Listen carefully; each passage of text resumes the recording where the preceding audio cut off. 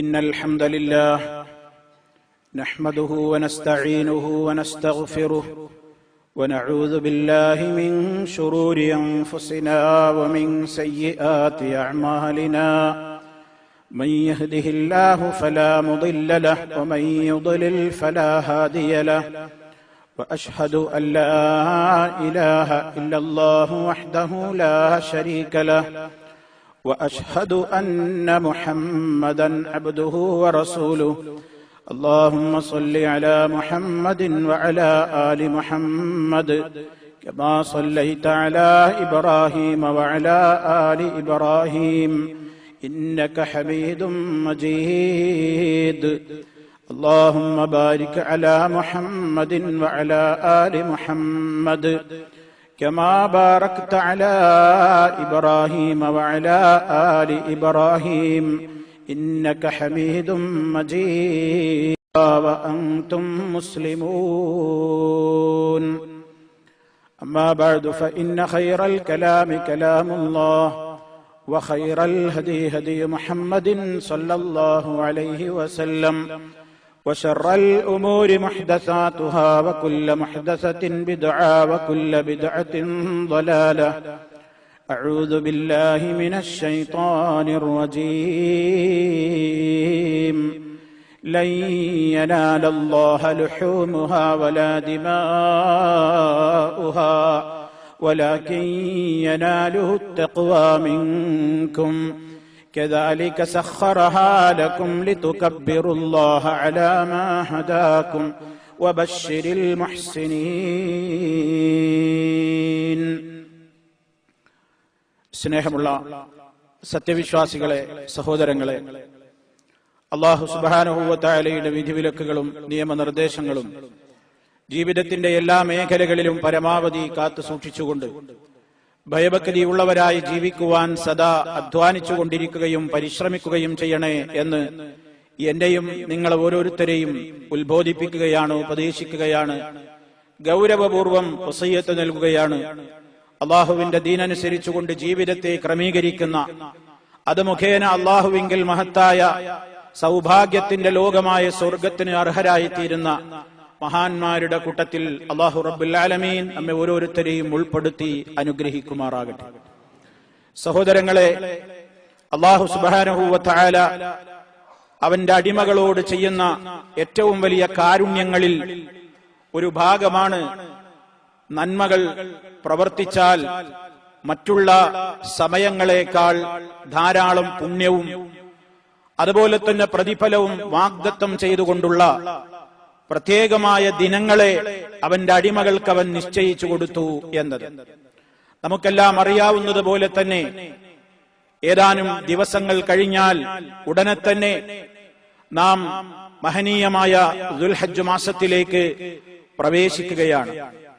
അല്ലാഹു ചില സമയങ്ങൾക്ക് മറ്റു ചില സമയങ്ങളെക്കാൾ, ചില വ്യക്തികൾക്ക് മറ്റു ചില വ്യക്തികളെക്കാൾ, ചില സ്ഥലങ്ങൾക്ക് മറ്റു ചില സ്ഥലങ്ങളെക്കാൾ പുണ്യവും മഹത്വവും ശ്രേഷ്ഠതയും ആദരവും നൽകി അനുഗ്രഹിച്ചിട്ടുണ്ട് എന്ന് അടിയുറച്ച് വിശ്വസിക്കുന്നവരാണ് നാം ഓരോരുത്തരും.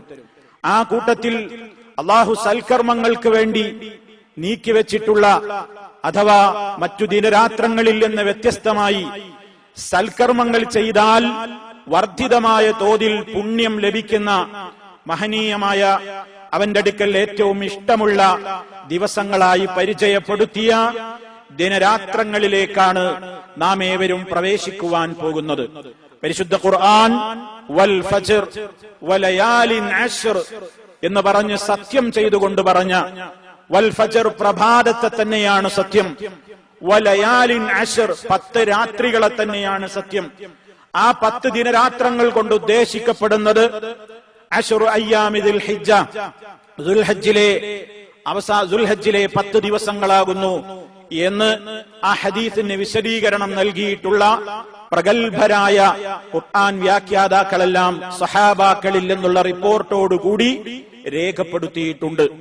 നബി സല്ലല്ലാഹു അലൈഹി വസല്ലം നമുക്ക് പഠിപ്പിച്ചു തന്നു, മാ മിൻ അയ്യാമിൻ അൽ അമലു സ്വാലിഹു ഫീഹിന്ന അഹബ്ബു ഇലല്ലാഹി അസ്സ വജല്ല മിൻ ഹാദിഹിൽ അയ്യാം, യഅനി അയ്യാമൽ അശ്ർ. അള്ളാഹുവിങ്കലേക്ക് ഏറ്റവും ഇഷ്ടപ്പെട്ട ദിവസങ്ങൾ വേറെയില്ല. എന്തിന്? സൽക്കർമ്മങ്ങൾക്ക് വർദ്ധിതമായ തോതിൽ അള്ളാഹു നമുക്ക് പുണ്യമുണ്ട്, പ്രതിഫലമുണ്ട്, അതിന് ധാരാളമായി നന്മ നിങ്ങൾക്ക് തരും, തിരിച്ചു തരും എന്ന് പറഞ്ഞ ദിവസങ്ങൾ ഈ ദിവസങ്ങളെപ്പോലെ വേറെ ഇല്ല എന്ന അർത്ഥത്തിൽ നബി കരീം സല്ലല്ലാഹു അലൈഹി വസല്ലം നമുക്ക് പഠിപ്പിച്ചു തന്നിരിക്കുകയാണ്. ദുൽഹജ്ജിലെ ആദ്യ 10 ദിവസങ്ങൾ എല്ലാ സൽക്കർമ്മങ്ങളും സമ്മേളിക്കുന്നു എന്നതിനാലാവാം അങ്ങനെ മറ്റു ദിവസങ്ങളിൽ ഇല്ലാത്തൊരു മഹത്വം ഈ ദിവസങ്ങൾക്ക് കൽപ്പിക്കപ്പെട്ടത് എന്ന് ഈ വിഷയത്തിൽ വന്നിട്ടുള്ള ഹദീസുകളെ വിശദീകരിക്കുന്ന മധ്യേ മഹാന്മാരായ ശാരിഹുകൾ, ഹദീസ് വ്യാഖ്യാതാക്കൾ വിശദീകരിച്ച് കാണാൻ നമുക്ക് സാധിക്കും.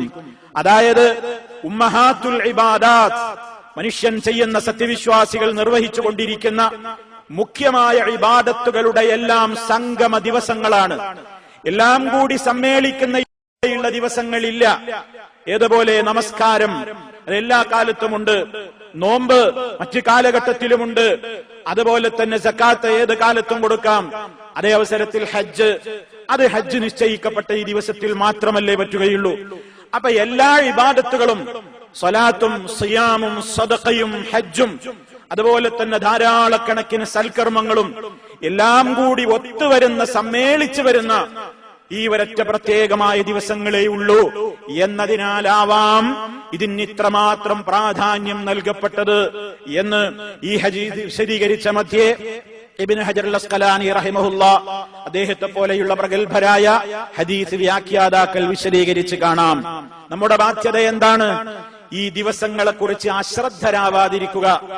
നാം പലപ്പോഴും പുണ്യങ്ങളെ സംബന്ധിച്ച് പറയും, അറിയും, പക്ഷേ പ്രയോഗവൽക്കരണത്തിൽ വളരെയേറെ പിന്തി നിൽക്കുകയാണ്. അങ്ങനെ പോരാ. സൽക്കർമ്മങ്ങൾക്ക് ഏറ്റവും പുണ്യമുണ്ടെന്ന് വന്നാൽ കഴിയാവുന്നത്ര സൽക്കർമ്മങ്ങളെ വർദ്ധിപ്പിച്ചുകൊണ്ട് ഈ ദിവസങ്ങളെ ആദരിക്കണം, ബഹുമാനിക്കണം. അതാണ് നമ്മുടെ ബാധ്യത.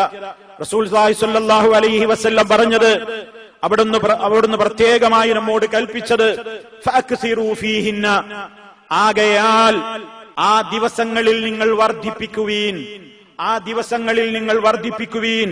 അത്തസ്ബീഹ വത്തക്ബീറ വത്തഹ്ലീൽ. റിപ്പോർട്ടിൽ ഫഅക്സിറൂ ഫീഹിന്ന മിനത്തഹ്ലീലി വത്തക്ബീരി വത്തഹ്മീദ്, നിങ്ങൾ തഹ്ലീലുകൾ അധികരിപ്പിക്കുക, തക്ബീറുകൾ അധികരിപ്പിക്കുക, തഹ്മീദുകൾ അധികരിപ്പിക്കുക എന്ന് മഹാനായ റസൂൽ കരീം സല്ലല്ലാഹു അലൈഹി വസല്ലം നമ്മെ അറിയിച്ചിരിക്കുകയാണ്. അപ്പൊ ഈ ദിവസങ്ങളിൽ നമ്മൾ അള്ളാഹുവിനെ പ്രത്യേകമായി ഓർക്കുക, ദിക്റുകൾ വർദ്ധിപ്പിക്കുക. അത് പ്രത്യേകം ഹദീസിൽ എടുത്തു പറഞ്ഞു. പരിശുദ്ധ ഖുർആൻ തന്നെയും പറഞ്ഞത് വയദ്കുറു സ്മല്ലാഹ ഫീ അയ്യാമിൻ മഅലൂമാത്ത്, അറിയപ്പെട്ട ദിവസങ്ങളിൽ അള്ളാഹുവിനെ അവർ സ്മരിക്കുവാൻ വേണ്ടി അള്ളാഹു തആല പറയുന്നു. ഈ അറിയപ്പെട്ട ദിവസങ്ങൾ കൊണ്ട് ഉദ്ദേശിക്കപ്പെടുന്നതും ദുൽഹജ്ജിലെ ആദ്യ 10 ദിവസങ്ങളാകുന്നു എന്ന് പ്രത്യേകമായി വിശദീകരണങ്ങളിൽ, വ്യാഖ്യാനങ്ങളിൽ ഖുർആൻ വ്യാഖ്യാതാക്കൾ രേഖപ്പെടുത്തിയതായി നമുക്ക് കാണുവാൻ സാധിക്കും. അതുകൊണ്ട് സുഹൃത്തുക്കളെ, നമ്മുടെ ബാധ്യത ഈ ദിവസങ്ങൾ ദുൽഹജ്ജിലേക്ക് പ്രവേശിച്ചു കഴിഞ്ഞാൽ തന്നെ സൽക്കർമ്മങ്ങളെല്ലാം മറ്റു ദിവസങ്ങളിലൊക്കെ നിർവഹിക്കുന്നതിനേക്കാൾ ആവേശം, അതിന് പ്രത്യേകമായ ഒരു താല്പര്യം, എന്തൊക്കെ എനിക്ക് ചെയ്യാൻ കഴിയും, ഏതൊക്കെ ഇസ്ലാം പഠിപ്പിച്ചിട്ടുള്ള സൽക്കർമ്മങ്ങളുണ്ട്, ആ സൽക്കർമ്മങ്ങളെല്ലാം കഴിയാവുന്നത്ര ഇഖ്ലാസോടുകൂടി, വളരെ ആത്മാർത്ഥമായി, ശ്രദ്ധയോടുകൂടി നിർവഹിക്കുവാൻ ശ്രദ്ധിക്കേണ്ടതുണ്ട്. പണ്ഡിതന്മാര് വിശദീകരിച്ചു, മിൻ തിലാവത്തിൽ ഖുർആനിൽ കരീം, വിശുദ്ധ ഖുർആനിന്റെ പാരായണം, അതുപോലെ തന്നെ തസ്ബീഹുകൾ, തക്ബീറുകൾ, തഹ്മീദുകൾ, തഹ്ലീലുകൾ.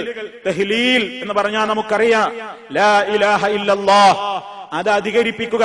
നബി സല്ലല്ലാഹു അലൈഹി വസല്ലം പറഞ്ഞില്ലേ, മൻ ഖാല ലാ ഇലാഹ ഇല്ലല്ലാഹു വഹ്ദഹു ലാ ശരീക ലഹു ലഹുൽ മുൽക്കു വലഹുൽ ഹംദ് വഹുവ അലാ കുല്ലി ശൈഇൻ ഖദീർ ഫീ യൗമിൻ 100 മറത്തിൻ കാനത് ലഹു അദ്ല 10 റിഖാബിൻ വകുതിബ ലഹു 100 ഹസനത്തിൻ വമുഹിയത് അൻഹു 100 സയ്യിഅത്തിൻ വകാനത് ലഹു ഹിർസൻ മിനശ് ശൈത്താനി യൗമഹു ദാലിക ഹത്താ യുംസിയ വലം യഅതി അഹദുൻ ബിയഫ്ള അഫ്ളല മിമ്മാ ജാഅ ബിഹി ഇല്ലാ റജുലുൻ അമില ബി അക്സറ മിൻഹു. നബി സല്ലല്ലാഹു അലൈഹി വസല്ലം പറയുന്നു, മുത്തഫഖുൻ അലൈഹിയായ റിപ്പോർട്ടാണ്, ബുഖാരി മുസ്ലിമും സംയുക്തമായി റിപ്പോർട്ട് ചെയ്തത് എന്നർത്ഥം. നബി സല്ലല്ലാഹു അലൈഹി വസല്ലം പറയുകയാണ്, ആരെങ്കിലും പറഞ്ഞാൽ, എന്തു പറഞ്ഞാൽ, ലാ ഇലാഹ ഇല്ലല്ലാഹു വഹ്ദഹു ലാ ശരീക ലഹു ലഹുൽ മുൽക്കു വലഹുൽ ഹംദ് വഹുവ അലാ കുല്ലി ശൈഇൻ ഖദീർ. തൗഹീദിന്റെ പ്രഖ്യാപനമാണത്.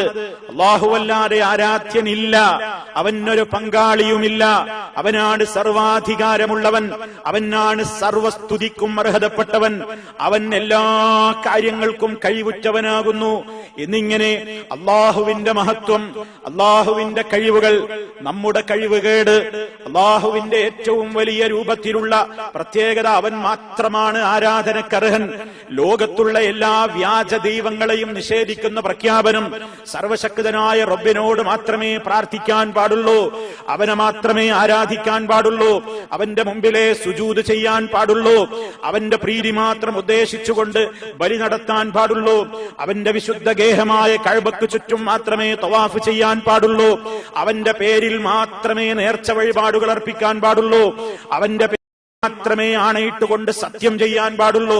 എല്ലാം അടങ്ങിയിട്ടുള്ള ഇബാദത്തിന്റെ മുഴുവൻ അംശങ്ങളും സർവശക്തനായ അല്ലാഹു റബ്ബുൽ ആലമീനിലേക്ക് മാത്രമേ അർഹതപ്പെട്ടതായിട്ടുള്ളൂ. മറ്റുള്ളതൊക്കെ വ്യാജമാണ്, മറ്റുള്ളതെല്ലാം അബദ്ധമാണ്, ബാത്തിലാണെന്ന പ്രഖ്യാപനം ദിവസേന മുസ്ലിം ആവർത്തിക്കേണ്ട പ്രഖ്യാപനമാണ്. അത് അയ്യാമുൽ അശ്റിൽ മാത്രല്ല, എല്ലാ ദിവസങ്ങളിലും നാം അത് പറയാറുണ്ടോ എങ്കിൽ കേട്ടോളൂ. എല്ലാ ദിവസങ്ങളിലും അത് പറയുന്നതിന്റെ പുണ്യം നോക്കൂ. ആരെങ്കിലും ഒരു ദിവസത്തിൽ അത് പറഞ്ഞാൽ 100 തവണ പറഞ്ഞാൽ 100 തവണ ദായിമാക്കേണ്ടുന്ന ദിക്റുകളാണ്. എന്റെ സഹോദരന്മാര് പഠിച്ചു വെക്കണം. ഈ ശബ്ദം ശ്രവിക്കുന്നവര് പ്രയോഗത്തിൽ കൊണ്ടുവരണം.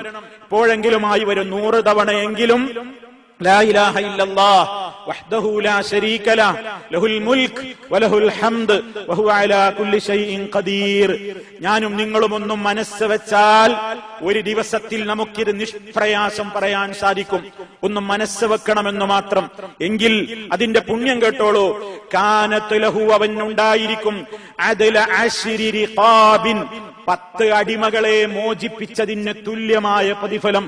അടിമമോചനം എന്ന് പറയുന്നത് ഇസ്ലാം വളരെയേറെ അടിമകൾ ധാരാളമായി നിലനിന്നിരുന്ന ഒരു കാലഘട്ടത്തിൽ അല്ലാഹു തആല അതിന്റെ പുണ്യം ഖുർആനിലൂടെ പറഞ്ഞിട്ടുണ്ട്, നബി സല്ലല്ലാഹു അലൈഹി വസല്ലം ഹദീസുകളിലൂടെ പറഞ്ഞിട്ടുണ്ട്.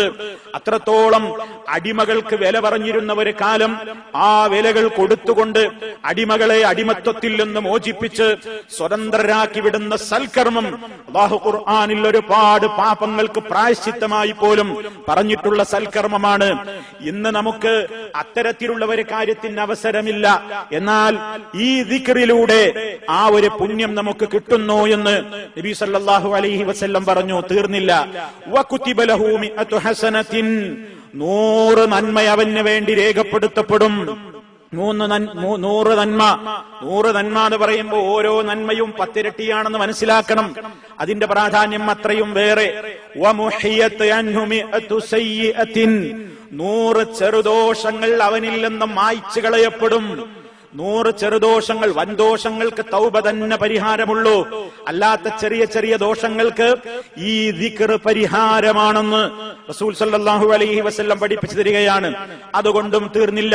വകാനത് ലഹു ഹിർസം മിനശ് ശൈത്വാനി യൗമഹു ദാലിക, ആ ദിവസത്തിൽ ഹത്താ യുംസിയ, പ്രഭാതത്തിൽ ഒരു ദിവസം ഒരാൾ ഇത് ചൊല്ലുമ്പോ വൈകുന്നേരമാകുവോളം അവന് ശൈത്താനിൽ നിന്നുള്ള കാവലാണ്, പ്രൊട്ടക്ഷനാണ് ഈ ദിക്റെന്ന് റസൂൽ സല്ലല്ലാഹു അലൈഹി വസല്ലം പറയുകയാണ്.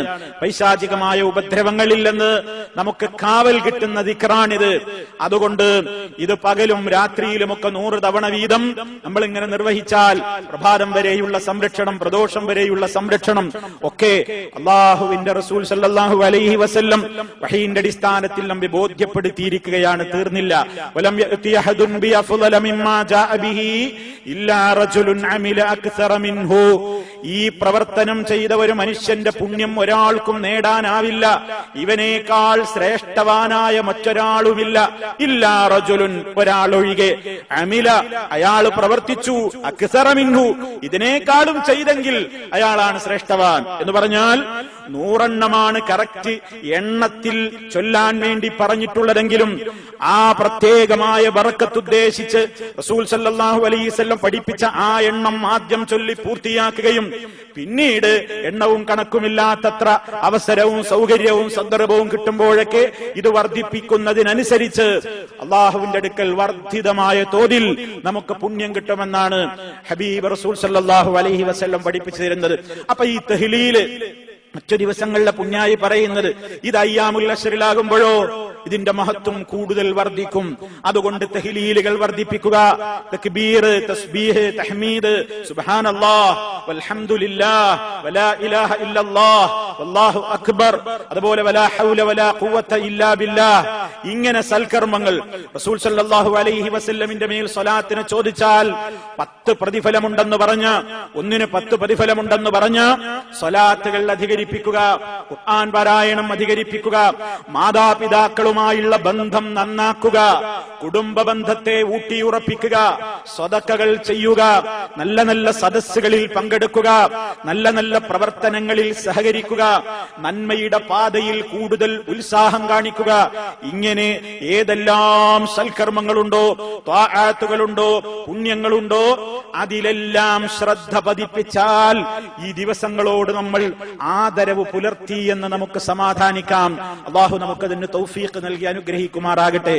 അതുകൊണ്ട് സഹോദരങ്ങളെ, റസൂൽ സല്ലല്ലാഹു അലൈഹി വസല്ലം ഈ പറഞ്ഞ പുണ്യങ്ങൾ പറഞ്ഞിട്ടുള്ള ഈ ദിവസങ്ങളുടെ പ്രാധാന്യത്തെ ഉൾക്കൊണ്ടുകൊണ്ട് അതുപോലെ തന്നെ നമുക്ക് നിർവഹിക്കാവുന്ന കാര്യമാണ് സൽക്കർമ്മങ്ങളുടെ കൂട്ടത്തിൽ ഈ ദുൽഹജ്ജ് 10-നിടക്ക് വരുന്ന 9-ാമത്തെ ദിവസം, അത് അറഫാ ദിനത്തിലെ നോമ്പ്.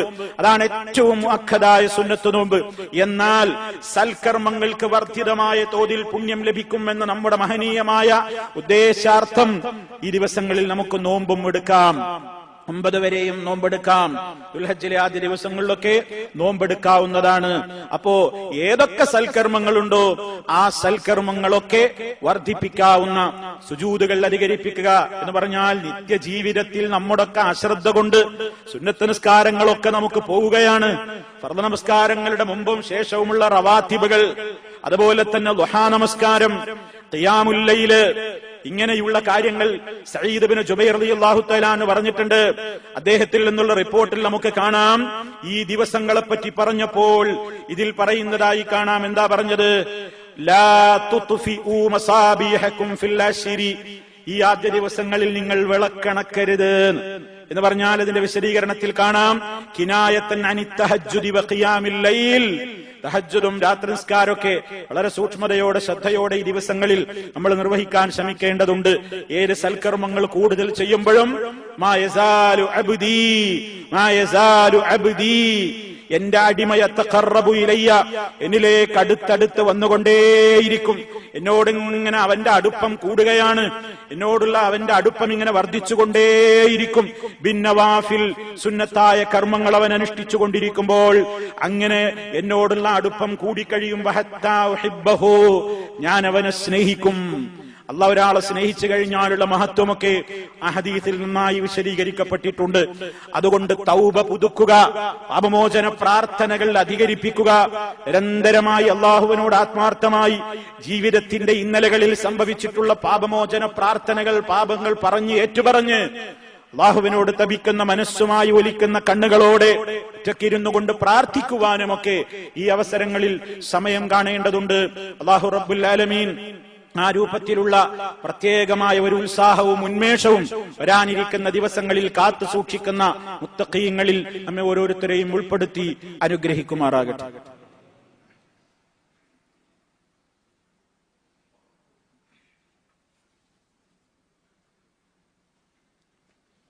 അൽഹംദുലില്ലാഹ് വസ്സലാത്തു വസ്സലാമു അലാ റസൂലില്ലാഹ് വഅലാ ആലിഹി വഅസ്ഹാബിഹിൽ ഫായിസീന ബിറിദല്ലാഹ്. അമ്മാ ബഅദ് ഫത്തഖുല്ലാഹ ഇബാദല്ലാഹ്. അല്ലാഹുവെ സൂക്ഷിച്ച് ജീവിക്കണേ. ഒരിക്കൽ കൂടി എന്നെയും നിങ്ങളെയും ഉണർത്തുന്നു. തഖ്വയിൽ അധിഷ്ഠിതമായ ജീവിതം നൽകി അല്ലാഹു റബ്ബുൽ ആലമീൻ നമ്മെ ഓരോരുത്തരെയും അനുഗ്രഹിച്ചാദരിക്കുമാറാകട്ടെ. സഹോദരങ്ങളെ, ഈ ദിവസങ്ങൾ ദുൽഹജ്ജിൽ നമുക്ക് നിർവഹിക്കാവുന്ന ഏറ്റവും മഹനീയമായ ഒരു സൽക്കർമ്മം അല്ലാഹുവിന്റെ റസൂൽ സല്ലല്ലാഹു അലൈഹി വസല്ലം പരിചയപ്പെടുത്തിയത് ദുൽഹജ്ജ് 10 പെരുന്നാൾ നമസ്കാരം നിർവഹിച്ചു കഴിഞ്ഞതിന്റെ ശേഷം നാം നിർവഹിക്കേണ്ടുന്ന മഹനീയമായ ബലികർമ്മമാണ്.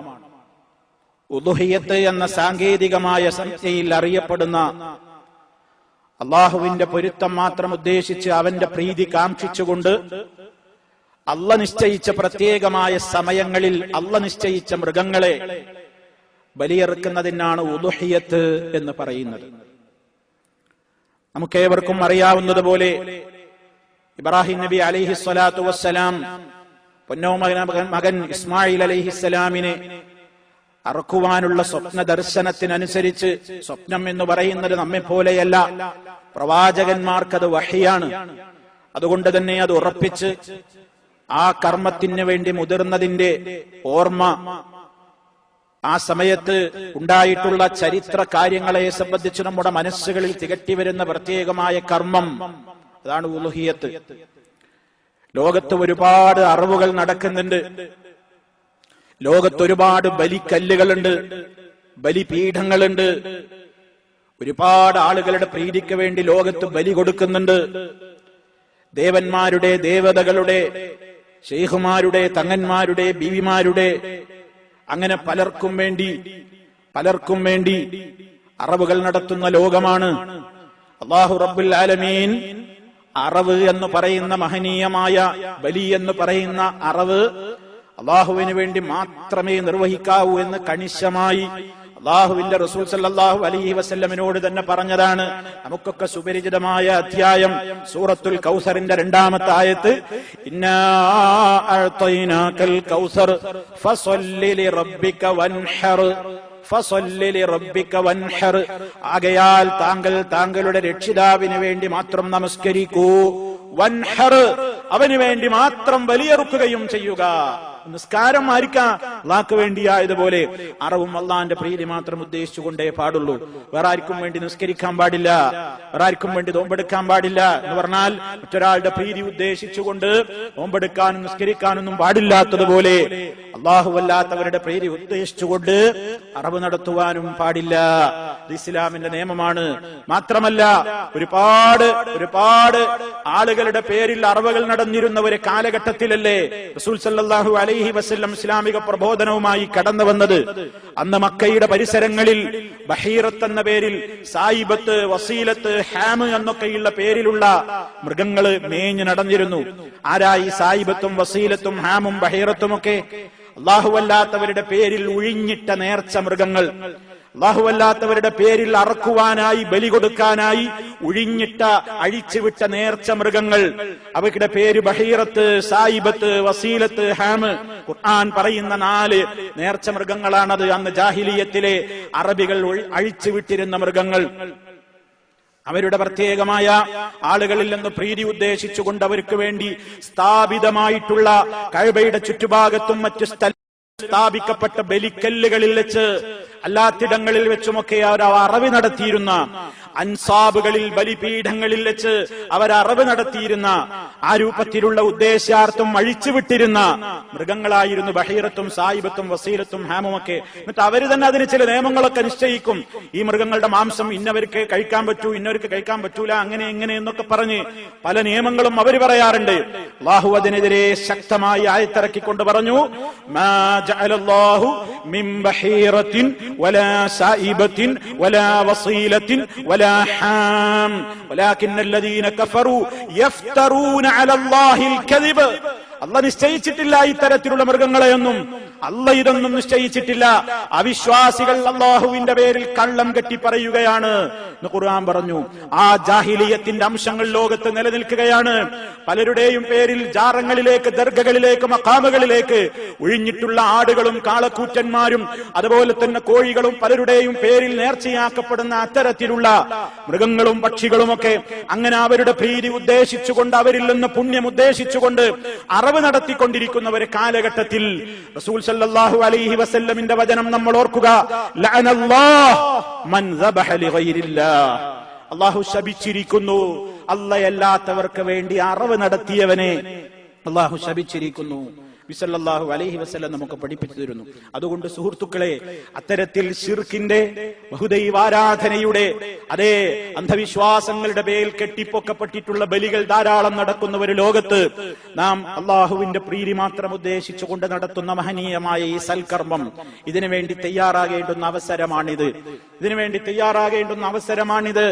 അതുകൊണ്ട് ഇതിന്റെ പ്രധാനപ്പെട്ട രൂപങ്ങൾ എന്ന് പറയുന്നത് ഒന്നുകിൽ നേരിട്ട് അറവ് നടത്തലാണ്. അതിന് സാധിക്കില്ലെങ്കിൽ അറക്കുന്നിടത്ത് ഹാജരാവുക.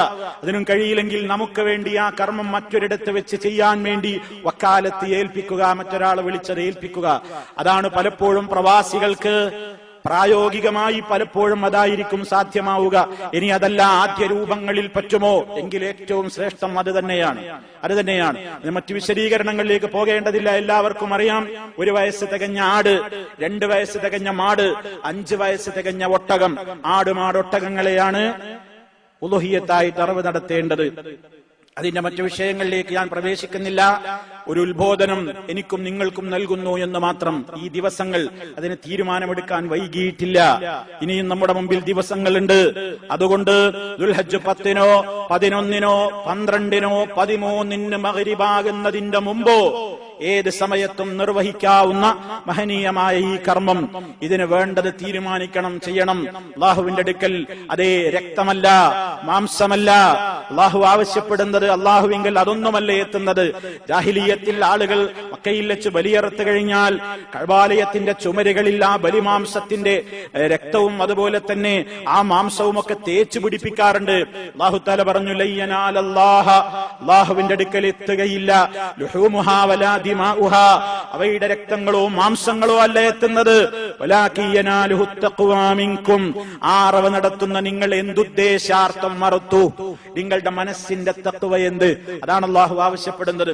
ആർക്ക് വേണ്ടി അറുത്തു, എന്തിനറുത്തു? പേരിന് വേണ്ടിയാണോ, പ്രശസ്തിക്ക് വേണ്ടിയാണോ, അതോ അല്ലാഹുവിന്റെ അടുക്കൽ വലിയ പ്രതിഫലം കിട്ടാനാണോ?